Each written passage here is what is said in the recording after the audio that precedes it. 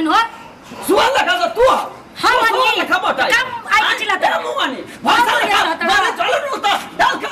हां बची भी लिपस्टिक का पस दे कहिए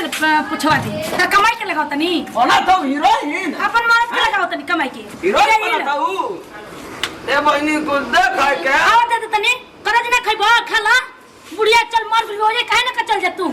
देखा बहनी जे गुड़ का डा कमला ना वो एक दिन सर के कोरिया के मारे अरे जाना कम आई बड़ा सही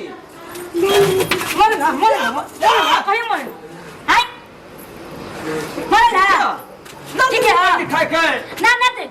ना दे जिले लाओ ने होया हमारे पेट में तू ना दे वो खाए के अजी कहने बनी जी आओ दे उनको खमता पता क्या हो क्या बोलो है अपने बाप को समझा दो जब रात तब गाड़ी मारा तो ना कोई भूख लगल है अब ये खा के बोले ना काला भी छिपा में दी अरे आदमी बुढ़ा जो तो लड़कन के मन हो जाला घरी घरी खा दे दे तो निकाल दे जा बना के दो खाना रख हम नहीं के खाना हमरा से ना बनी गोलवा टाटा तक के जात हैं के जाती हां जतवा लड़ाई के तब बेटा केना जते बे हां पे के जाता क्या हो जते बे बनी थी आई बना इनका गोड़ जाता त नौकरानी क्या समझ ले हमार कपार दुखाता एक कोरक दवाइयां कोई ना लाल ना तेल कोई ना खलासा हैं ये बड़ा का ए जे जान तक मर जाए मुंह में मर जा मत कर क्यों नहीं खाओ हां तो तोहरे खम मरिए गए मर से तोरे खम मर जा अरे मर जा तो देखिए कैसा पछताइबू अरे तहरे खातिर तारे के तारे एक दीवा आने कर रहा है कल अपन बाबू के कह के बोला ना रोत सहुरे नहीं खे जे दिन मर जाए नु ओ दिन भीख मांगे लगबू भीख अरे जा भगवान हाथ को नहीं खा के हम तो जानते बानी हो बोला था दूर जान साले हम चल बहुत उनका करत मारा को हमरा के मारा ना काहे को मारता हमरा ठीक है बहनी ठीक है देखा ऐ सरपंच के नाल के कसम कहत है एतना पछताइबू एतना पछताइबू हां पर पूछो ना कहां दे है मम्मी हट देखा दे बारा भइला कैसे हम का करत मार के कोई क्या बोलिस रे उनके का बोली ना जी अब आगे खा के कोई किसी पे जहर मार खा के मर का करबे मर जे तू कभी हाथ खा बोलबो का मर जे तो मर जेस ना हम तो चाह खा नहीं खेल बिना पानी बुड़को कना मार कहिया हम आजाद ले रहे खाई पी जा तनमनी नहातो रहत चिल्लाई तनमनी खातो रहत कुछ कपड़ा पहनत रहत चिल्लाई लगे ये पतो ये अत का हो मतलब के दोसर के क्यों पिटो तो आई बोला तुमर से दोसर के कोमे मां बुड़ नहीं का जान असई कुल खदरना के बाबू आ टेंगरिया के बाबू करे लन जा दुआर पे चुदा बटन हाथ पर खले अरे हमार बाबू संस्कारी हो पूछा ही लो संस्कारी हन चुप रही हम कुछ कार्य ना सकिना पूरा गले तक ना कर सकते पूरा धरती उलाट दे के जानता तू पता नहीं ना तो के अपने पतोइया के बारे में हां मारे रे ना हमरा के छोटे आता उनका तू ना हथवा काट रही है मेरा ठाकुर मुझे तुम हाथ दे दे अरे तुम कौन है मैं बोल रही थी पतोइया अच्छा हम के नहीं हमरा के कहत नहीं चल हाथ में दे तो हम कैसे दिए हां भाई वो का चाहता है क्या मने टाइम कैसे वे तो पूछता है कि भगवान तू का हाथ दे दला एगो से खाई ना एगो से धोई ना हैं ई है और घर है जी घर तो बहुत बढ़िया बा कौन रे दुश्मन मेरी प्यार के दुश्मन खोल खोलो खोलो पतैया फिर ना फिर तरह मेरे की धैर्य बा तरह मेरे की हम तो से ना बोलता है भाई हम तो से ना बोलता फिर तरह मेरे की धैर्य अरे ये क्या तू क्या हुआ गुम वाली का बोली ना ये सब बिया ककले बिया हाथ दिखाई लो मुझे धक्का मुझे तोड़ जानता ना वो चुपचाप लगाई लिया कि संस्कार घर के ये जब बोले लगा ना संस्कार हेवान घर का हो चला है बोले लगी तो चुप कर हां आई बढ़ जा बिया का काजे ने कहां ले आबे में कहां ना कहां से चुप देखा लो देखा कैसे बस हवा को लगल अरे क्या रे क्या बोल हां देखी आई नई की माई लाग रही बड़ी देखी का करता बाबू देखी लगा ठीक है बाबूजी कल लगा ना माई लेके आइल है माई की माई तब का बेटा का बियाह नहीं के तो अपन नहीं के दोस्त को माई उतारे खातिर तैयारी कर अबारा कहा जवानी बांध तुरंत लग जाए शादी के ले हो बेटा खाइला भी न शर्मावा था ऐसा न कपाल तो कोई दबावा था न से अपन का यही सब बियाह करने की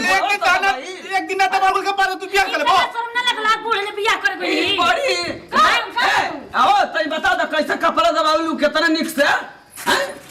अरे तोर बेटा लगी बस देख कैसे देखला कहां दबा तू तो धरती में धजी में मत कहीं का माइस के फलो दबावे ले यही सब गोरा जहाज ले मोबाइल लेके चल जा ओ जे गोर ओ जे नरेटी दबावत रहे जा ना जा बुखारवा में ना जा बाबूजी हिजम कैसा भाषा लेके चलते ले बेटा इज्जत के पहिला की चल ले जा से ले छोड़ के जा ना बाबू नो जा अरे जाए खाती नहीं किए हम झड़े करके दे मुर्गा एक बार आए अरे तुम लड़ाकी में बुड़को करा उन्हें सिखा के गए तो अरे खाती देखा खाओ पत्ते गुल हो गए देखला जरा चपड़ा चपा अरे ले चली घर में कभी से देखा ए बाबूजी ना देखो घर में घुसी तो तू ही ले जाना तो हम रमजान जी हो तो जा तू बारी जा हट जा ना हम लोग बारी तू जा छोड़ आज घर में तो देखा चला देखो क्या करो का थारो ए बाबू क्या लो चल बेटा देखलू के तने निकल आई काठी फेंको नहीं बाप रे बाप पतो तो बड़ी हल्ला करती है जी हाला ये बहिनी बोला मत मोटाई के भैंसा लखा भइले गाल फूलल रहे ओकर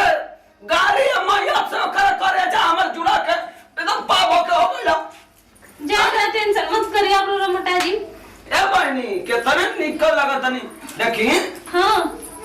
सुन हां बोला थे तो बोला था ओके हां हमरे पतो से अब बेटा से तो के कोनो मतलब न रखे क्या हम है ना ठीक बात तू बाड़ा ना कोनो दिक्कत तो कर होई ना कोनो तुमकी प्रॉब्लम आएगी ना तुम मेरे को बोलनी ठीक है हां तुम कुछ बोला का बोली हम बहुत अच्छा बटे घर करता बढ़िया बटे हां और कुछ बोला तारी सुने का मन करा था अरे हम रोरो टेंशन मत देखी ना हमारी ना हम सब मैनेज कर ले हम कोई से डराई ना ओइसा ऐसा पतो के चुटकी में देख ले हम हां तुम देखनिया कैसा एक कैमरा बोलालू अनु कि बहनी ओकर चेहरा पर पसीना आवला अब बातें एकदम गुल हो गला चुप हो गले लेकिन बहनी हम बोल ना तो हम दहिए पर चढ़ जा लगे कि फाड़ जाए चढ़ के लेकिन तो बोलालू बता ऐसे कहते डरा बनिया कैसे हाथ से अरे बैठी ना ऐसे ही पर करते ही राजन का हमेशा कैसे पर बस हो गई ना हैं अब घर के बात हो गई हाँ। कुछ हमनी के अपन बात कर लिया कारण तुम बोला तब भी आका क्या लाइन तो बोला क्या बोली बड़ा तो चूड़ी नहीं लगा था बहनी तो पैसा से ना किनल बा जी हैं पैसा होगा ना भैया मुठियो नहीं लगा था आय हीरा का हो हीरा हैं ना हीरा ना हां सोना हटे हमके कबे से मन करता देखा के मुंह मुंह लेकिन हम लाजे ना बोला था तो मुंह हम ऐसे ना दिखाई हां पहले मुंह दिखाई देवे के पड़ी का मुंह दिखाई में का जाए पूरा इंडिया ले भूखा ना पूरा इंडिया ना चाहिए तुम ही भाई जाओ अक्षरा सिंह का बहन तो ठीक बा मत देखो जा हम जाते ना बहन का चाहिए तो के बोला अरे बोला ना तो बोला ना तो उधर जाइबू कहां तक कुछ लिया के देवे के ना का लेके रुका कुछ लेके आवत है दबा भाई रुका लेके आवत हिलिया मत हिलिया लिया सांस मत लिया ऐसे रुका आवत है 2 मिनट में ठीक बा देखा ला हैला पैसा उगाड़ा